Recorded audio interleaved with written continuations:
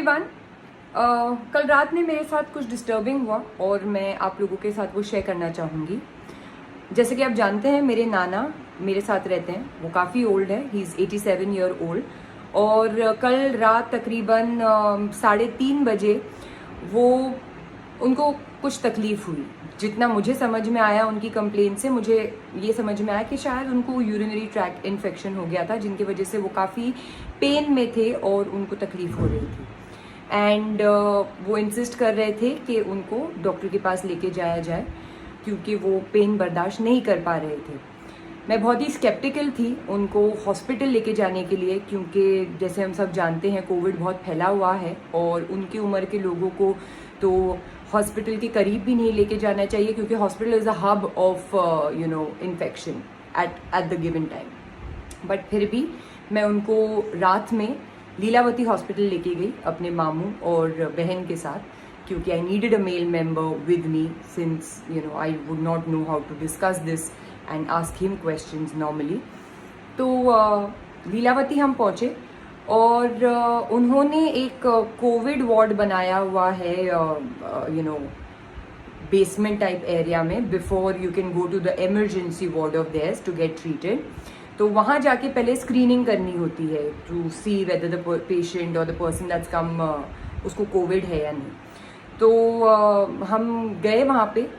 It was surprising that first they wanted us to really enter into the COVID ward, knowing के इतने old इंसान को उसके नज़दीक भी नहीं लेके जाना चाहिए है क्योंकि they are more prone to infection.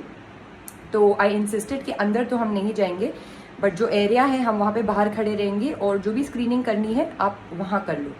तो they got that gun fever जिससे चेक करते हैं, तो फीवर नाना का नॉर्मल आया। उन्होंने फिर वो क्या ऑक्सीजन लेवल्स चेक करते हैं, वो भी माशाल्लाह से मेरे नाना का एकदम सही था। So of course he has no COVID, क्योंकि जब से लॉकडाउन हुआ है उसके बाद से कल रात में पहली दफ़ा उनको बाहर निकाला गया था। उस इतने सारे दिनों में, ये सारे लॉकडाउन के दौरान वो घर में ही थे, so there was no chance कि उनको कोविड होता।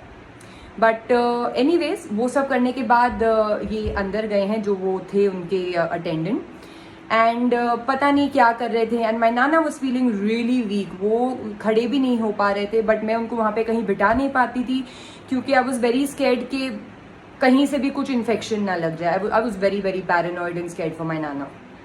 तो एक दूसरी अटेंडेंट आई बाहर थोड़े टाइम के बाद, जब मैंने अंदर वहाँ पे नज़दीक जाके उनको बोला कि भाई ज़रा देखो वो ओल्ड हैं और उनको नहीं हो रहा है वेट करने के लिए इतना, तो ज़रा जल्द से जल्द बताएं कि क्या करना है, हमको ऊपर इमरजेंसी वार्ड में जाने दीजिए, क्योंकि अभी तो आपने टेम्परेचर भी चेक कर लिया है, ऑक्सीजन लेवल्स भी चेक कर लिया है और कुछ मतलब ऐसे प्रॉब्लम तो दिख नहीं रहा है। तो वो आती हैं और थोड़े टाइम के बाद पता नहीं उसने अंदर से किसको कॉल किया क्या किया, और she comes out and she tells me कि हमको एक कोविड टेस्ट करना होगा और जिसके reports almost 45 minutes to 1 hour में आएंगे, और हमको चेस्ट का सिटी स्कैन करना होगा और उसके बाद ही हम कैजुअलिटी जो मेन हॉस्पिटल में है उधर जाने दे सकते हैं। तो मैंने पूछा कि भाई टेम्परेचर चेक किया है, ऑक्सीजन लेवल्स चेक किए हैं, ये मेरे जो नाना हैं वो पूरे लॉकडाउन में घर में ही थे, आज पहली दफ़ा निकले हैं बाहर, तो मतलब क्यों? आई मीन एक इंसान, इतना बुढ़ा इंसान, वो इतनी तकलीफ में है, तो उसको इमीडिएट ट्रीटमेंट शुरू करने से पहले, मतलब यू ऑलरेडी क्लैरिफाइड कि देयर इज नो फीवर और ऑक्सीजन लेवल्स भी ठीक हैं, तो फिर भी आप चाहते हैं कि कोविड टेस्ट हो और 1 घंटे के बाद रिजल्ट आए और फिर आप ट्रीटमेंट शुरू करें, तो ये मुझे समझ में आया नहीं। उसके बाद जो सिटी स्कैन बोल रहे थे चेस्ट का, वो उसके लिए वो मेन हॉस्पिटल में ही भेजने वाली थी। तो मैंने वही पूछा कि जब आप सिटी स्कैन के लिए मेन हॉस्पिटल में भेज रहे हो तो उससे अच्छा आप कैजुअलिटी में क्यों नहीं भेज के ट्रीटमेंट स्टार्ट कर देते। तो शी इज लाइक नहीं, ये हमारा प्रोटोकॉल है, इसके अलावा हमको तो ऐसे ही काम करना है, तो हम नहीं कर सकते, वरना यही है। And she was very rude. तो मुझे ये सारा समझ में आया नहीं, मतलब एक इंसान, इतना ज़ईफ़ इंसान, 87 ईयर ओल्ड इंसान, जिनको वहाँ पे खड़े होने नहीं हो रहा था, जो इतनी तकलीफ़ थी, इसलिए हम उनको इतनी रात में हॉस्पिटल ले गए।